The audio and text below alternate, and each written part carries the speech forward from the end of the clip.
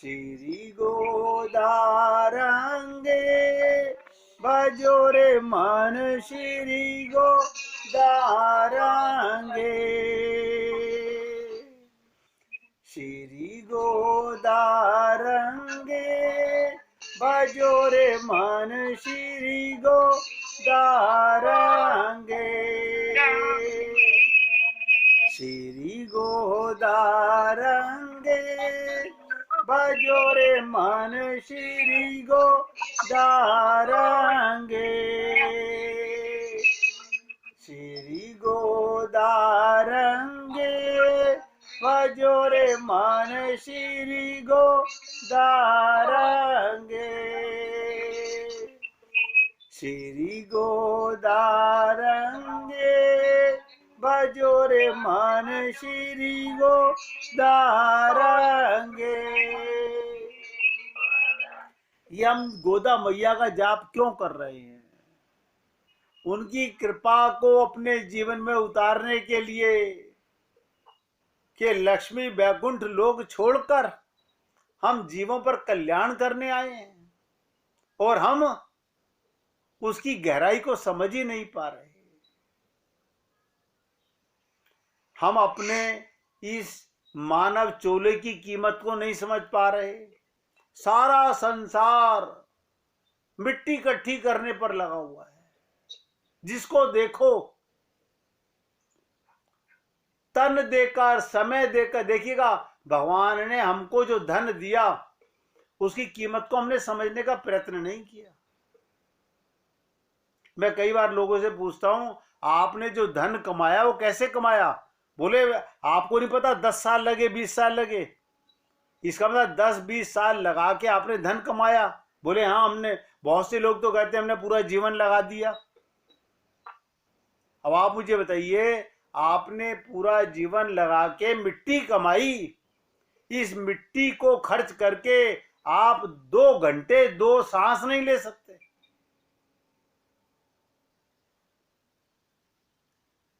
कभी सोचते नहीं इन बातों को हम लोग? क्यों? कि माया महाठगनी हम जानी।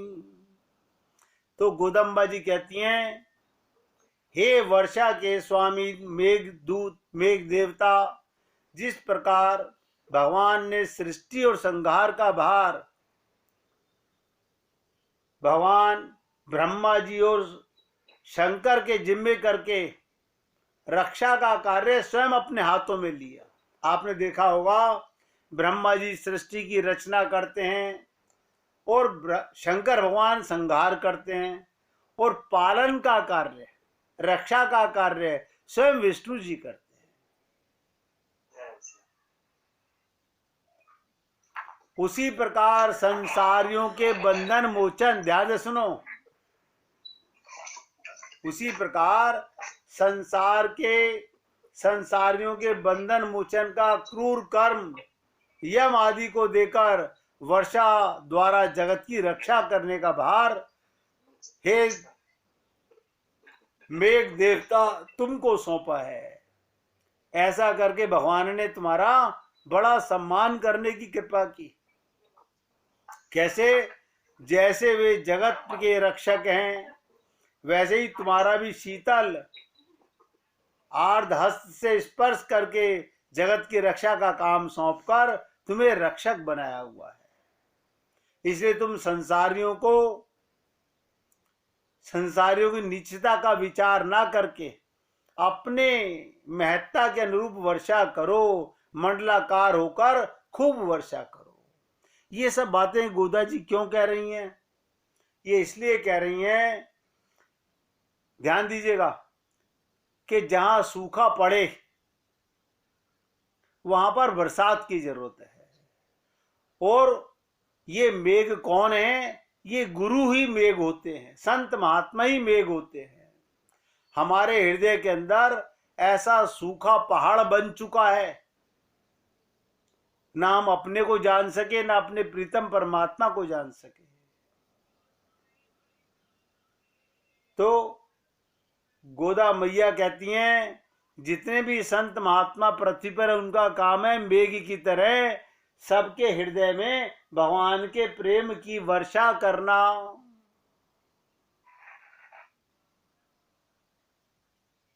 संसारियों की नीचता का विचार मत कीजिए। अरे जो संसार में आ गया, जब भगवान ने कृपा कर दी, तो संत महात्मा सदा ये चाहते हैं इन पर किसी प्रकार ये कृपा हो जाए, ये अपने को जान सकें कि मैं कौन हूं और मेरा कौन है। मगर मुझे बहुत दुख के साथ कहना पड़ रहा है, ध्यान से सुनिएगा, बहुत दुख के साथ कहना पड़ रहा है, हम लोग ये भी जान गए कि मैं आत्मा हूं, हम ये भी जान गए कि मेरा संबंध केवल परमात्मा से है, लेकिन इसके बावजूद भी जो हमने निवेदन किया था रामचरितमानस के माध्यम से कि मोह सकल व्याधिन कर मूला, सेवा करो, सेवा, सेवा परमो धर्म है। अपने परिवार के हर मेंबर की सेवा करो, क्योंकि उसमें भगवान बैठा हुआ है। आप भगवान मान के सेवा कीजिए।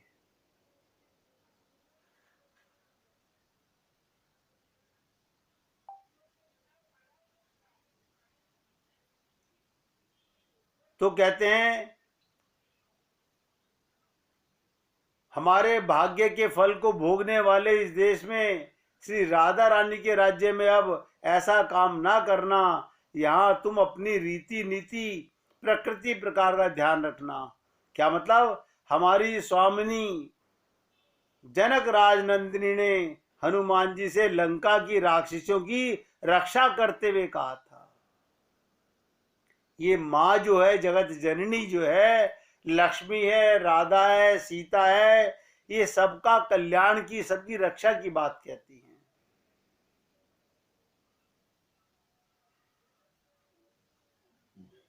उन्होंने कहा पापी हो, पुण्य आत्मा हो, अथवा वध करने योग्य ही क्यों ना हो, दयालु को सदा दया ही करनी चाहिए। और संसार में ऐसा कोई है ही नहीं जो अपराध ना करता हो। आप देखिएगा, हमें अपने अपराध नजर नहीं आते। हमारे प्रभु ने हमको धन दिया अपने घर वापस जाने के लिए, हमने वो धन संसार में खर्च कर दिया, हमें अपना अपराध नजर ही नहीं आता।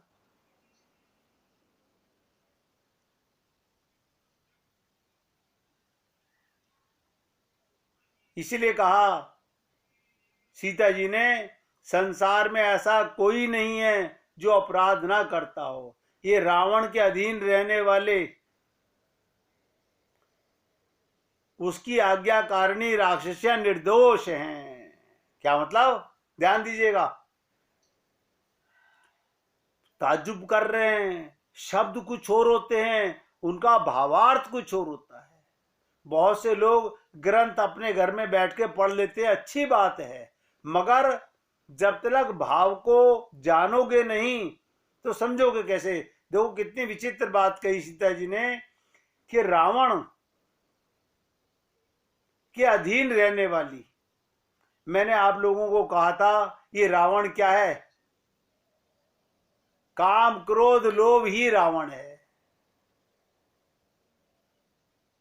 अब आप सोचिएगा, ये काम क्रोध लोभ रहते कहां हैं? मन में। तो रावण कौन है? मन है। और उसके अधीन रहने वाली, ध्यान दीजिएगा, जैसे रावण के नौकर उसके अधीन रहते थे, ऐसे ये पांचों ज्ञानेंद्रियां मन के अधीन हैं।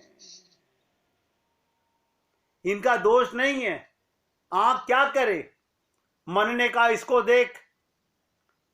कान क्या करे? मन ने कहा इसकी सुन। ये तो गुलाम है पांचों मन के। तो रावण कौन है? हमारा मन ही रावण है। इसलिए सीता जी कहती हैं ये राक्षसियां निर्दोष हैं। ये पंच जो हमारी ज्ञानेंद्रियां हैं गलत दिशा की ओर चली गई हैं। अपनी इच्छा से इन्होंने मुझे कुछ भी नहीं कहा, और कहते हैं तुम धनुर्धारियों के साथ रहते हो, अतः मार काट पसंद नहीं है। सीता जी को मार काट पसंद नहीं, कोई भी। क्यों? भगवान को झुकाने के लिए प्रेम से बड़ी कोई दवा नहीं है।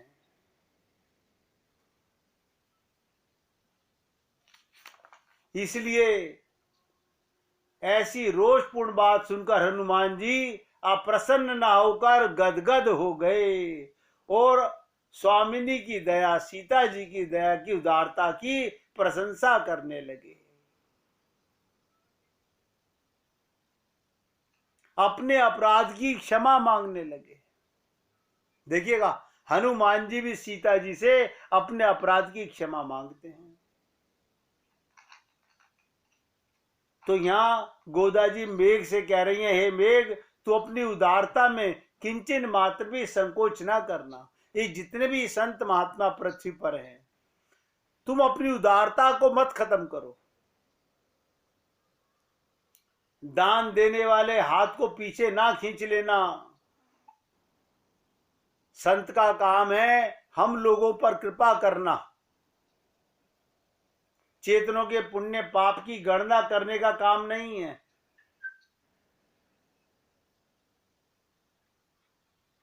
ये शिक्षा गोदा जी ने सखियों के माध्यम से सभी संत महात्माओं को दी और कहा कि देखो, जिस प्रकार हनुमान जी ने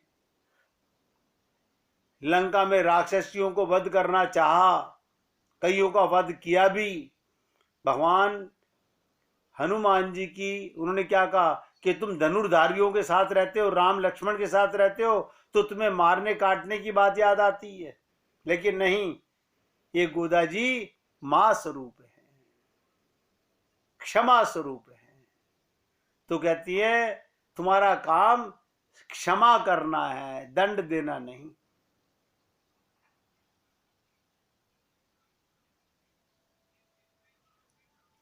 तो हे मेघ, सगर के पुत्रों के द्वारा खोदे हुए क्षुद्र तालाब के समान इन समुद्र की खाड़ियों के पानी को लेकर वर्षा ना करना। तुम महासमुद्र के बीच में जाकर केवल रेत को छोड़कर उनका सब पानी अपने में भर लेना, फिर गरजते हुए खूब चढ़कर पानी बरसाना। आप देखते हो ये मेघ कहां से लेते हैं और कहां देते हैं।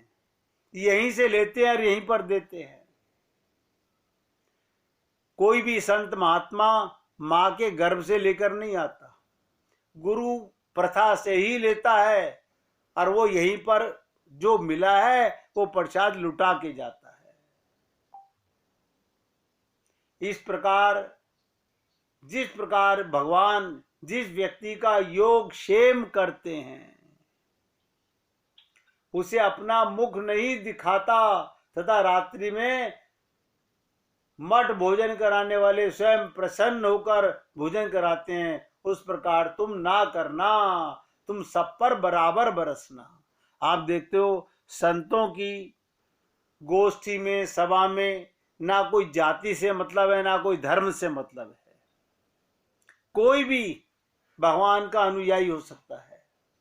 आप लोगों ने देखा होगा हमारे भगवान श्री राम और कृष्ण के हर जाति के, हर संप्रदाय के लोग उनके भक्त होते हैं।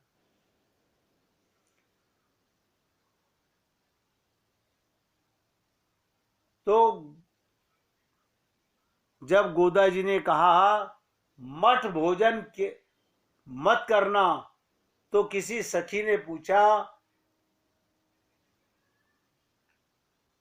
कि ये मठ भोजन क्या होता है।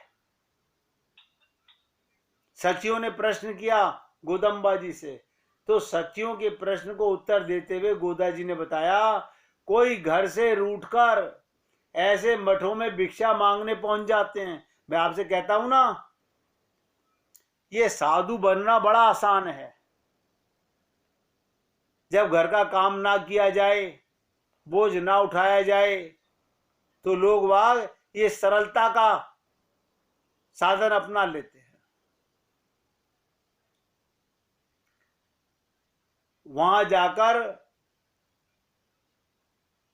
भिक्षा मांगने जो पहुंच जाते हैं, वैसे ही मठों को धार्मिक लोग अपनी ओर से मूल्य देकर गरीबों के भोजन का प्रबंध करते हैं। और ये साधु महात्मा वहां जाके मठों में भोजन पाते हैं पर स्वयं प्रकट नहीं होते। इसी प्रकार भोजन करने वाले को पता नहीं चलना चाहिए कि भोजन का मूल्य किसने चुकाया। संत का तो कार्य है प्रेम लुटाना, भगवत कृपा लुटाना। ये कहाँ से आती है, कैसे आती है, इसकी बखान नहीं। मठों के अंदर जो दान देने वाले लोग होते हैं वो गुप्त दान देते हैं, बताते नहीं है। और कोई भी मठ अधिकारी नहीं बताता है कहाँ से आ रहा है। उनका तो काम है सेवा में लगाना। आप अमृतसर चले जाइए, आप वहां 24 घंटे देखते हो कि भोजन की व्यवस्था चल रही है। कौन दे के जा रहा है, कहाँ से आ रहा है, कैसे आ रहा है, कोई नहीं जानता। जबकि देवनहार कोई और है, तासे नीचे नैन। ये तो आपका हम लोगों का सोचना है कि हमने दान दिया।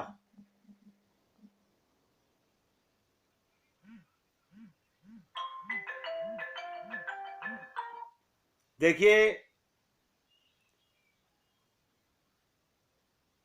सनातन गोस्वामी, आप लोगों ने नाम सुना होगा। वो गोवर्धन की नित्य परिक्रमा किया करते थे। जब उनकी अवस्था 90 वर्ष की हो गई थी, बहुत से लोग वृंदावन में एक मंदिर है, राधा दामोदर मंदिर, ये वहीं की कथा सुना रहा हूं। वो नित्य गिरिराज जी की परिक्रमा करते थे सनातन गोस्वामी। उनका नियम पालन 90 वर्ष की अवस्था में मुश्किल हो गया, फिर भी वो किसी प्रकार उसे निभा रहे थे। एक बार वे परिक्रमा करते हुए लड़खड़ाकर गिर पड़े। एक गोप बालक ने उन्हें पकड़कर उठाया। वो गोप बालक कोई और नहीं, स्वयं साक्षात्कार नारायण थे। और क्या कहा, बाबा तुम्हारे से 7 कोस की गोवर्धन की परिक्रमा अब तुम्हारे बस की नहीं है, परिक्रमा का नियम छोड़ दो। बालक के स्पर्श होने के मात्र से गोस्वामी जी के शरीर में कंपन होने लगा और उसका मधुर कंठ स्वर बहुत देर तक उनके कान में गूंजता रहा।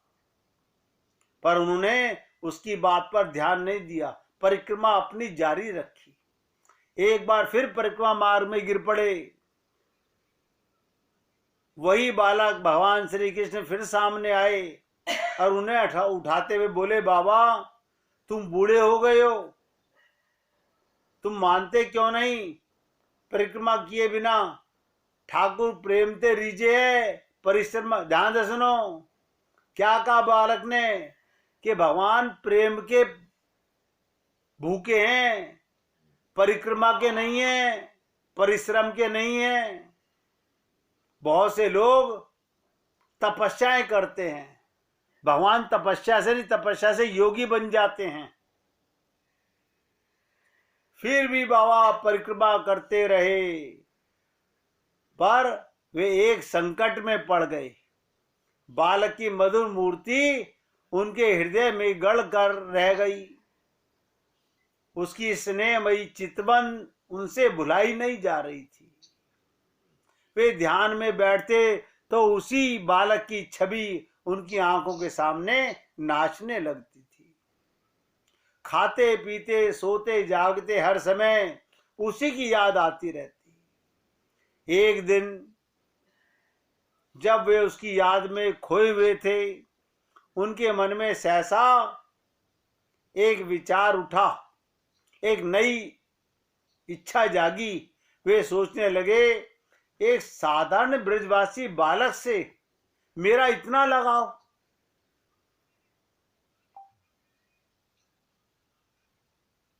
इतना लगाव, उसमें इतनी शक्ति कि मुझ वयोवृद्ध वैरागी के मन में इतना बस कर लेना, मैं अपने इष्ट तक का ध्यान नहीं कर पा रहा हूं। वो कोई साधारण बालक नहीं हो सकता। जिसका इतना आकर्षण, तो क्या वे मेरे प्रभु मदन गोपाल ही हैं जो ये लीला कर रहे हैं? आप सोचिएगा, एक बार फिर यदि वो बालक मिल जाए, क्या कह रहे हैं, एक बार वो फिर बालक मिल जाए तो मैं सारा रहस्य जाने बगैर छोड़ू नहीं। संयोगवश एक दिन परिक्रमा करते समय फिर मिल गए, फिर परिक्रमा का नियम छोड़ देने का वही आग्रह करना शुरू किया। सनातन गोस्वामी ने उनके चरण पकड़ अपना सर पर उनका हाथ रख दिया और लगे आर्त भाव स्वर में गाने लगे। देखिएगा क्या कहने लगे, प्रभु अब छल ना करो, स्वरूप में प्रकट होकर बताओ मैं क्या करूं। आप अपने स्वरूप से मुझे बताओ। गिरिराज मेरे प्राण हैं, गिरिराज परिक्रमा मेरे प्राणों की संजीवनी है, प्राण रहते इसे कैसे छोड़ दूं। भक्त वत्सल प्रभु सनातन गोस्वामी की निष्ठा देखकर भगवान प्रसन्न हुए, पर परिक्रमा में उनका कष्ट देखकर वो दुखी बिना हुए नहीं रह सकते थे। उन्हें भक्त का कष्ट दूर करना था, उसके नियम की रक्षा भी करनी थी। इसका उपाय करने में देर नहीं लगी। ध्यान दीजिएगा, सनातन गोस्वामी ने जैसे ही अपनी बात कहकर भगवान श्री कृष्ण के चरणों से सिर उठाकर उनकी ओर देखा, उत्तर के लिए उस बालक की जगह मदन गोपाल खड़े हुए थे। वे अपना दाहिना चरण एक गिरिराज शिला पर रखे थे। उनके मुखारबिंद पर मधुर मुस्कुराहट थी, नेत्रों में करुणा झलक रही थी और वो कह रहे थे, हे सनातन, तुम्हारा कष्ट मुझसे नहीं देखा जाता, तुम गिरिराज परिक्रमा का अपना नियम नहीं छोड़ना चाहते तो इस गिरिराज शिला की परिक्रमा कर लिया करो, इस पर मेरा चरण चिन्ह अंकित है। इसकी परिक्रमा करने से तुम्हारी गिरिराज परिक्रमा हो जाएगी। इतना कहकर मदन गोपाल अंतर ध्यान हो गए और सनातन गोस्वामी मदन गोपाल के चरणों से अंकित उस शिला को भक्ति पूर्वक सर पर रखकर अपनी कुटिया में ले गए, उसका अभिषेक किया और नित्य उसकी परिक्रमा करने लगे। उस शिला में श्री कृष्ण जी का चरण चिन्ह, गाय खुर का चिन्ह एवं बंसी की चिन्ह अंकित है। वो शिला आज भी वृंदावन में श्री राधा दामोदर मंदिर के अंदर विद्यमान है। ऐसी मान्यता है कि राधा दामोदर मंदिर की 4 परिक्रमा लगाने पर गिरिराज गोवर्धन की परिक्रमा का फल मिल जाता है। आज भी कार्तिक सेवा में अनंत श्रद्धालु भक्त बड़े भाव से उस मंदिर की परिक्रमा करते हैं। इसलिए भाई मैं आपसे बोल रहा हूं, ये जीवन की जो परिक्रमा है इसके अंदर आप भी गइए,